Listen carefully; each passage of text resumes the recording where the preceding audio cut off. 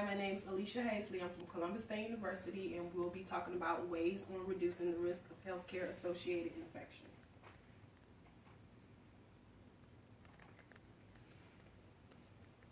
What is national patient safety? JCAHO has defined national patient safety as the purpose of national patient safety to promote and improve patient safety.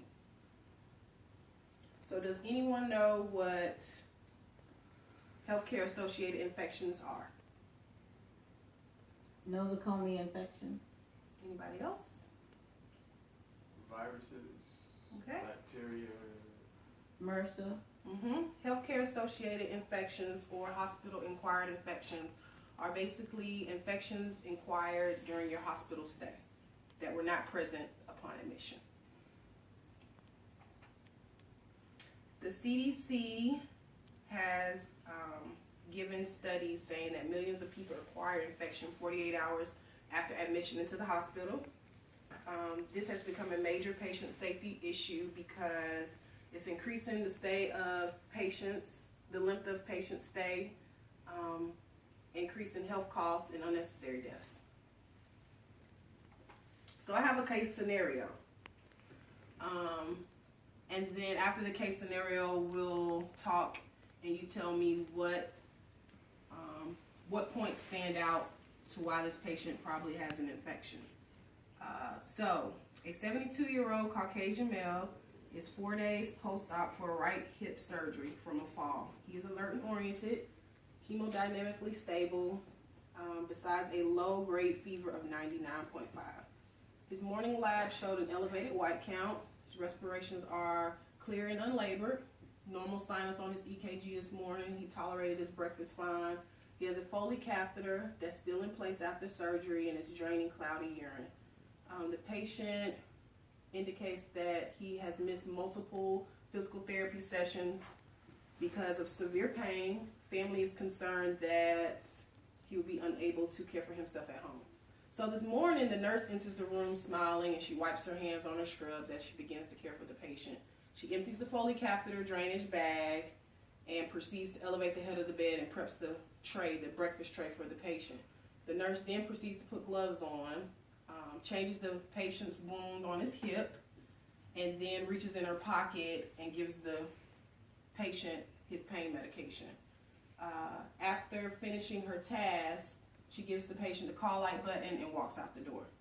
What is wrong in this scenario? She has cross-contaminated. Okay?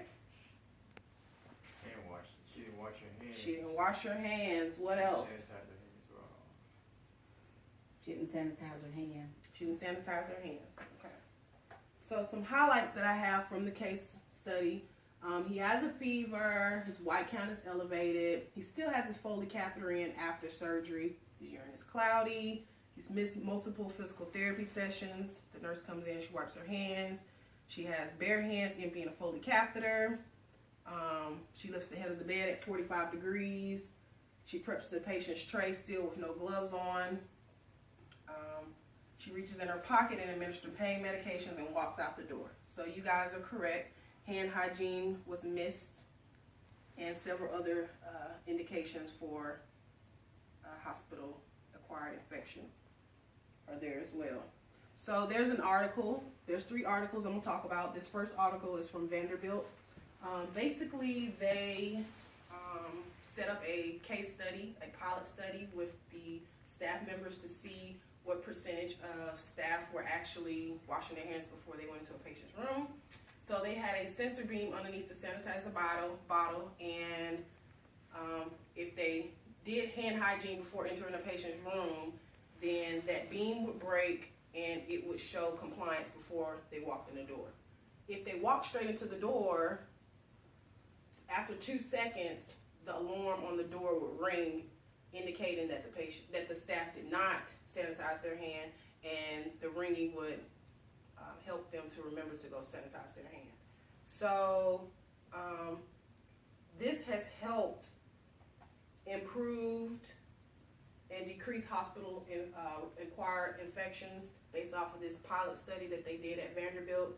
So hand hygiene, compliance with hand hygiene helped reduce hospital-acquired infections. Another study,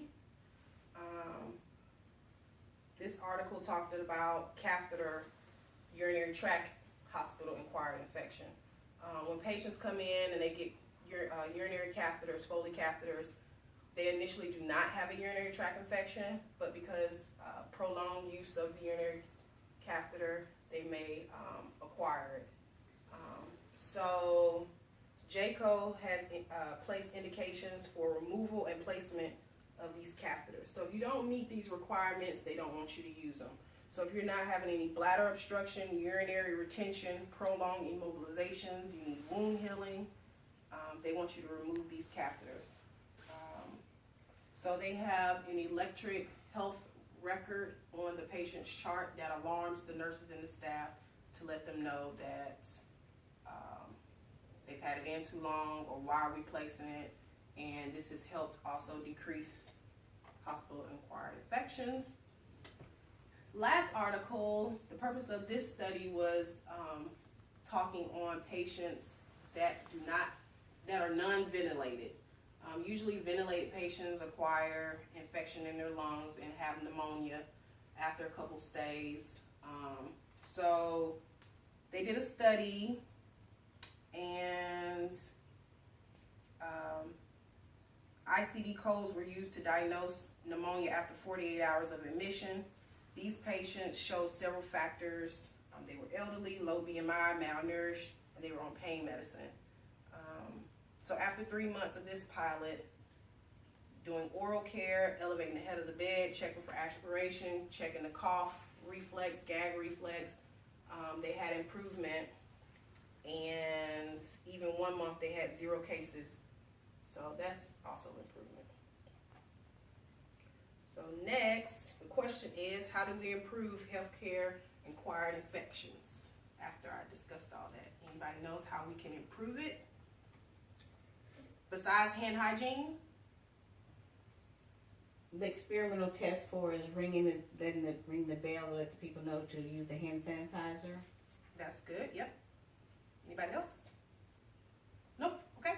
So, as we said, hand hygiene before and after patient care, proper sterile technique, assess for aspiration, clean equipment before and after patient care, use isolation precautions for those that have MRSA, C. diff, viruses, pneumonia, assess daily need for Foley catheter use, scrub the hub, so if people have IVs, central lines, make sure you're cleaning the hub properly.